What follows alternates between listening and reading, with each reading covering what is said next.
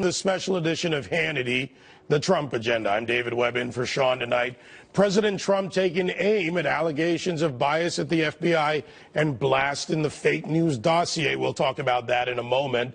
The president tweeting earlier today, "Wow, at Fox and Friends, dossier is bogus. Clinton campaign, DNC-funded dossier. FBI cannot, after all this time, verify claims in dossier of Russia, Trump collusion, FBI tainted, and they use this crooked Hillary pile of garbage as the basis for going after the Trump campaign." President Trump's tweet appears to be in reaction to reports that during his closed-door congressional testimony, FBI Director or Deputy Director Andrew McCabe failed to specify which portions of the dossier the FBI claims to have corroborated. There's also reported McCabe plans to retire in 2018 amid mounting criticism from Congress. Constitutional law expert Alan Dershowitz weighing in on the scandal, saying that maybe McCabe should have recused himself for any Clinton-related investigations given his conflict of interest. Watch this. Well, first of all, everybody tells me who knows McCabe and has worked in the FBI that he's a very decent guy and was an excellent deputy director. Having said that, he should have recused himself immediately from any investigation involving Hillary Clinton because of his wife's connections to Hillary Clinton. When you're investigating a presidential candidate, whether it be Hillary Clinton or President Trump, you have to be Caesar's wife. You have to be above reproach. You have to make sure not only there are no conflicts, but there are no perceived conflicts. Not only is there no bias, but there's no perception of bias. And he didn't pass that test. And in other big news, the Washington Post now reporting that House Intelligence Committee Chairman Devin Nunes is talking with other Republican lawmakers about writing a report next year that would expose alleged, I say alleged, FBI corruption. Also tonight, a stunning report from Politico. James Baker, the FBI's top lawyer, was in contact with liberal journalist David Corn of Mother Jones. And he did this in the weeks before the outlet broke the very first news story about the existence of the anti-Trump dossier. Joining us with reaction, core national spokesman and conservative pundit, my friend Niger Innes, Fox News legal analyst Greg Jarrett, and Daily Caller reporter Kerry Pickett. By the way, all friends, great to see you here. Greg, I'm going to go to you first on this, and let's talk about this dossier for a moment. We'll put a pause on the politics and look at what you would do within the process of vetting information given to the FBI, this dossier, before you would put it to use. Look, the FBI receives a lot of fake documents all the time. It's up to them to vet it. You can't use it in a court of law unless you've verified its authenticity and confirmed its contents. If the FBI used this dossier in an affidavit in support of a search warrant to spy on the Trump associates, that's a fraud on the court. That's a crime. But you back up several months, and apparently this dossier was also used to launch the Trump-Russia investigation. And they apparently did little or nothing in the way of verifying its contents. So think about this. Funded by Hillary Clinton's campaign and the Democratic National Committee, which, by the way, is a crime under the Federal Election Campaign Act, they used this document to then spy and launch an investigation on Hillary Clinton's political opponent. It's beyond the pale of criminal negligence. And some of the people who did this, including perhaps Comey, McCabe, James Baker, Peter Strzok, and others, should be held accountable criminally if appropriate. All right, Greg, you're talking about this legal aspect, and the process is important. Kerry, the process, however, on the Hill is a little different. You're down there every day talking to the congressmen and senators, so the political aspect of this comes into play. Given what Greg just said, given that Comey admitted that he leaked information, which also is an issue that you've talked about before, Greg, what about the dossier and the use of this in the congressional point of view? Well, what's interesting here, David, is that anytime I have gone to the Hill and spoken to the lawmakers that are leading these investigations, whether in the Senate or on the House side, you've had Democrats, for example, who have been preparing almost for, and they will never say this publicly, but they've been essentially preparing for what could be an impeachment. Because anytime I have gone up to them and asked them, well, what about the conflict of interest here? What about the Podesta group? What about the issue that the dossier is not verified? The answers have always been, I haven't heard about that yet, or that's not important. On the Republican side, however, you go up to them and say, well, what about, say, the Donald Trump Jr. emails and so on and so forth? They've been more on the defensive, looking to say, what can they do to defend Donald Trump to make sure that he doesn't get impeached? And remember, how did this start? This started off with, oh, my goodness, the Russians ended up meddling in our elections. We have come so far from that, David. All right, so that's the Hill view, the legal view. Now turning to Niger Innes, our friend out there in Las Vegas. Big gambling out of Democrat quarters, Niger. Kind of fits your town of Las Vegas. But the media has been carrying this, be it Greg's points about the legal aspect of this. We've talked about the process here, I think, more than I've seen on most media, and Greg explained that. Kerry looks at it at the Hill and what they're proposing. What about the media's handling of this? The media, the establishment media, outside, of course, of Fox News, which I actually don't consider to be establishment, has been egregious in their silence. The Washington Post has this on the masthead, democracy dies in darkness. Well, no, actually, democracy died in darkness with the creation of this dossier. You know, for these never-Trumpers out there and these left-wing folk that hate Trump and suffer from Trump derangement syndrome, I just want them to think about this hypothetical analogy. All right, it's 2008. We all jumped into a time machine. It's 2008.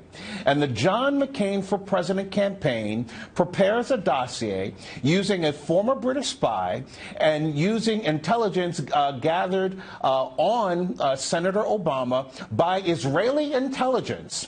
That information, that dossier then, is passed off to the Bush Justice Department and/or FBI, and they use this dossier to not only wiretap Senator Obama, but to launch an investigation on Senator Obama.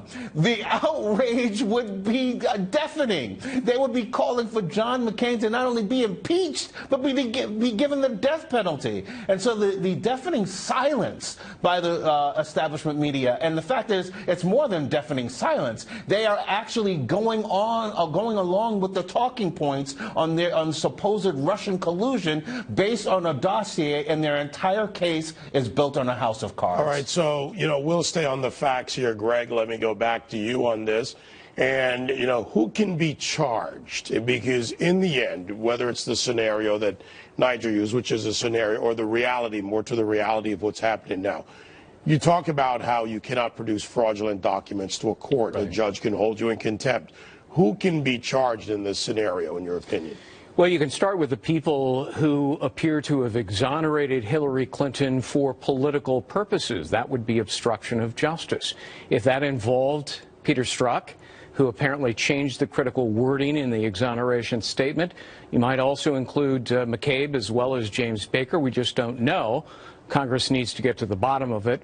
Wish there were a second special counsel to investigate Clinton, Comey, Lynch, McCabe, Baker, Strzok. Then you have John Orr, his wife, who worked for Fusion. Bruce Orr, yeah. Bruce Orr, rather, his wife. You've got Andrew Weissman.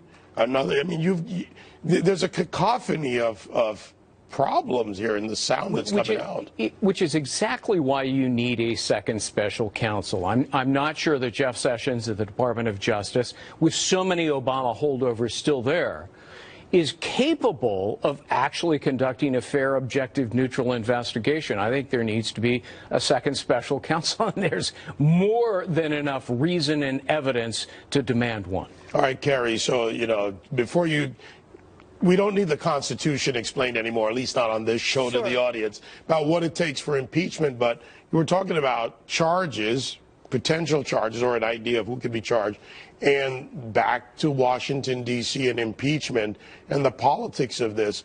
We're ending the year and starting a new year. Is this going to change for the Democrats in Washington? I got to tell you, as far as a special counsel being called, right now you already have members of Congress calling for an investigation into the corruption right now in the DOJ into the FBI, looking to purge the problems going on over at the FBI. So I just can't see a special counsel or second special counsel being called right now. Except the problem is you can't investigate yourself. The FBI is a division of the Department of Justice, and if the corruption extended beyond the FBI into the Department of Justice, with so many people still there, you can't trust them to investigate themselves, which is why I've long argued for a second special counsel. And in fact, members of the House Judiciary Committee have sent a letter to the Attorney General demanding a second special counsel just for this. Something that Darrell Issa actually has called for as well. Yes. All right, so let's bring Niger back in this. Again, Niger,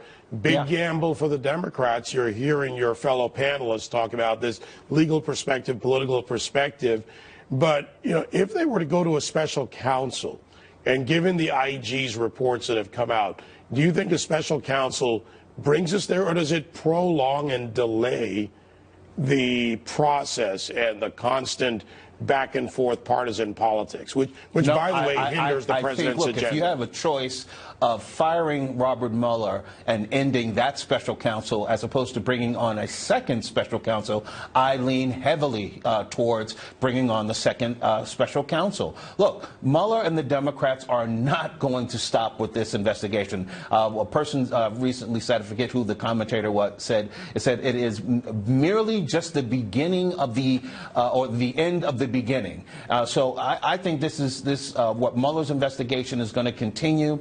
It's going to go long past 2018. So I think you need a select and distinct special counsel that can examine the corruption within the FBI and examine how Hillary Clinton partisans, Democrat partisans, refuse to investigate her email and her emails being hacked by foreign entities. I mean, talk about collusion, and the fact that they did nothing to the Clinton campaign and to Hillary Clinton herself, except for, you know, smack her on the wrist. That needs to be investigated, as well as what I think is the most egregious, what we've all been talking about, which is active collaboration, it seems, between a presidential campaign of one party, a sitting government in power, presidency in power, to wiretap a presidential candidate. I mean, my God, I think that's a little bit bigger than even breaking into a hotel room in Watergate. All right, so let's take that idea into the protection of citizens with Niger,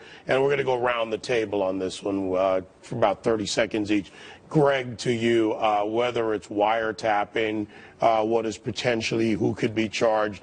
When it comes to special counsel, is there anything that can be done prior to that? Is there anything that the Inspector General can do within the FBI or the whistleblower issue, which is on the table, to actually bring this out? The Inspector General can only make findings, which can turn into a referral for prosecution, but generally they don't do it. The problem with the IG is they're rather toothless, always have been. It's a historical fact.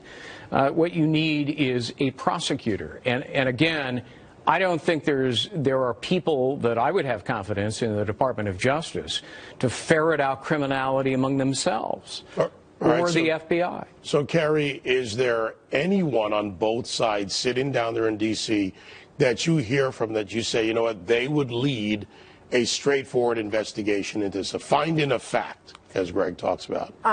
David, as far as I can see right now, that they are simply looking to circle the wagons of their own parties. In this case, Republicans looking to protect Trump and Democrats looking to go after Trump. That's all that's going on right now. All right, we've got to pause it there, but never a pause for our friends right here, Niger Innes out in Las Vegas. And welcome back to this special edition of Hannity. You know, 2017 has been a very productive year for President Trump.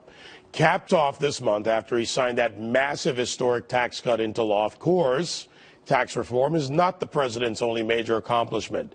He successfully appointed a qualified originalist to the Supreme Court.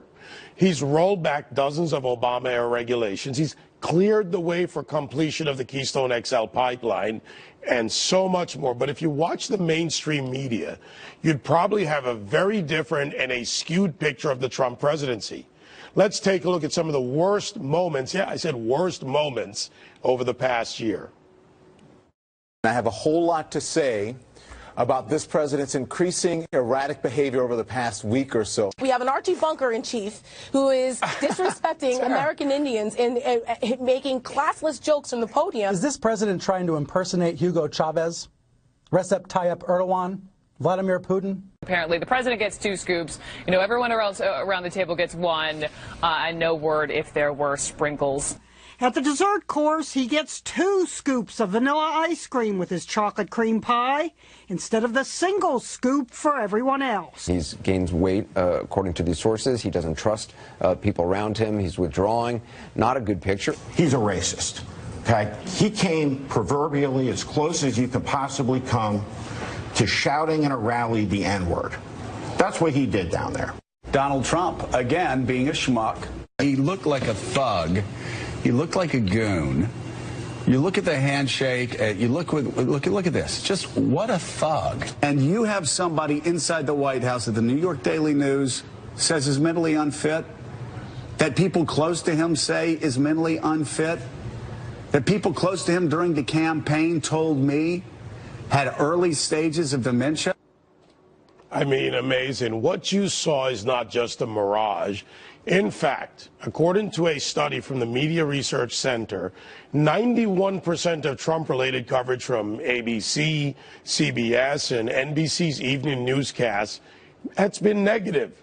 And despite all of this, the Trump agenda is moving forward, and an Obamacare repeal and replace, well, that could be next. Joining us now, Republican strategist Noel Nickpour, Fox News contributors Ellen Ratner and Deneen Borelli. Ladies, great to see you all. A very belated Merry Christmas to you, Ellen and Noel. I've seen Deneen enough in the last week. Hey, David. You know, I got to tell you something, Ellen. I'm going to go to you first on this. You and I have done a lot of analysis over the years together. Where was the policy disagreement with Donald Trump in what we just played for the audience? Well, first of all, I think that you're not showing what he tweeted out when he goes after people. I think that, you know, he's supporting the economy, but a lot of those rules and regulations and policies were under Barack Obama. And I think that you were not talking at all about our standing in the world community. And I know you think these people say terrible things, but they probably said, the right wing probably said terrible things about Barack Obama, but Ellen, too. My question was, where was the policy disagreement in there? And I've watched a ton of this. Come on, you and I know this. I watch this daily. I'm fine with policy disagreements. I don't like the ad hominem attacks. I don't either, actually, believe it or not. I think that when you attack somebody and you say the kinds of things that are said, that's not appropriate. There's plenty that I disagree with President Trump about, and it has to do with policy. All right, so Noel, let's bring you in on this. You're a Republican strategist. From the strategy point, does this help the Democrats? And if so, how? With this constant left-wing barrage on Trump's character and ad hominem attacks, rather than pointing out policy failures, when I just read a list of accomplishments that are campaign promises he made, he kept, whether you agree or disagree with them, anyone out there, he's kept his promise. Right. And you know what? They just will not let President Trump have a victory lap, no matter what. And you know what? You know, Trump really did do this.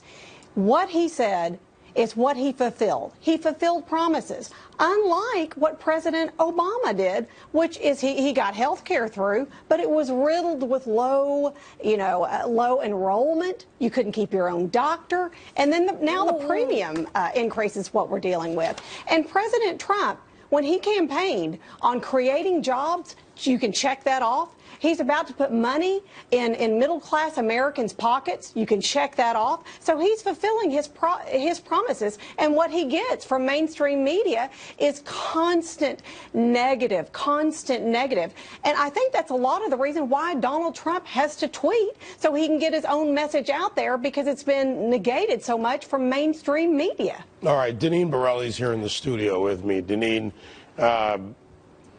I asked Noel about how this helps the Democrats. On the other side, the Republicans and the Republican messaging, the president's successes. There have been a number of successes. They're not the sexy stories. They don't get the headlines, the tweets. I even agree with Ellen that the back and forth off policy is not healthy. But where do the Republicans take this next? How do they tout changes in GDP? Expansion of the economy? How do they do this effectively and sell it even to the underserved communities, no matter what ethnicity they are? Well, the Republicans need to do that. They need to take that message out there to Americans, to all Americans. I think it's great when President Trump goes out and does a rally for the people, making that FaceTime with Americans, because Americans want to hear from the president. They want to know what's going on with the agenda, and he is delivering on his promises, and that's what the media does not like. The media cannot control President Trump. He is able to go around them. He's called them out how many times? Numerous times. Fake news, very fake news, because the media refuses to talk about his accomplishments that he has been able to make in 1 year, and that is going to help turn Americans' lives around. From tax cuts, lower regulations, these are the issues, the policies that he ran on, that he talked about, and how it's going to be America first and the forgotten men and women. That's what he's putting first. All right, so let's go back to Ellen Ratner. And Ellen, you've been in the media business a long time. You and I have watched and analyzed campaigns, and we look at what's coming ahead and what they can use. What can the left use effectively if the economy continues to expand, the third quarter over 3.3% growth, the market's at highs, home mortgage insurance interest or home mortgage interest growing 18-year highs, constant changes, and all on the upswing since the president was elected and since he was installed? Well, first of all, I think that we have to look over the long term and to see if his policies really work.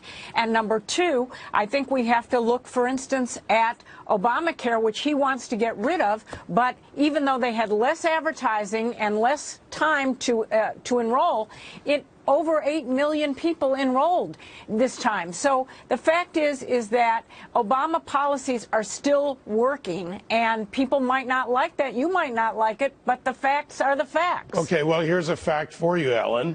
Over 80% of the people paying the Obamacare penalty make under $50,000. That's IRS data. By rolling that back, combined with the doubling of the standard deductions for people in lower income brackets, they get to keep a larger portion of their money. They don't get hit with a tax. And to be fair, the Republicans now have to deal with portability and other issues to help the insurance industry and healthcare providers provide a better rate. So if that's the Obamacare working when premiums are going up 200%, 300% almost in Arizona, when there are rate hikes requested for next year by insurance companies starting as low as 25 up to 60%, how are those policies going to be, how are they going to use them as Democrats when people are looking at the reality of what they pay? Well, I think we're going to have to see how it does play out and whether people really do get health insurance coverage or not. And that's going to see. We're going to see why in Congress do they want to help people with their premiums, because they know that it's a very popular program. Well, popularity is to be judged by the politics. Noel, quick 15 seconds. Do the Democrats have a case to make next year? You know what? Here's what I think. I think that it's how can they be critical if they weren't part of the process? And I really resent the fact that the Democrats are very upset about a lot of the policies that we're getting through, or Trump's getting through, when they did not participate, and they don't want to participate in the process. And when we come up on health care and we're going to do that, they need to have a seat at the table, or they can't complain the next time around. Deneen, real quick, are the Democrats going to play ball with the Republicans, or is it going to be Schumer crying and Pelosi beating him up with Armageddon? Well, unfortunately, the Republicans didn't rip Obamacare out from the roots, and now they own it. So the left is clearly going to blame Republicans for the failures that are to come. As we've seen, the rates have gone up. People have lost their health insurance, or they just can't afford it. Republicans will be blamed for it, and the Democrats are just going to sit back and watch. They didn't help on tax reform. Well, the Republicans better sell success well. That's what I have to say on that. Ladies, thank you very much. Up next on the special edition of Hannity, the Trump administration and Ambassador Nikki Haley. She's doing a great job at the UN. They're taking an axe to the United Nations operating budget. We'll tell you how much they're cutting and why it is sending a major message to the UN that should not be ignored. Ambassador John Bolton and Dr. Bill Parker weigh in. That and more on this special edition of Hannity, continuing next.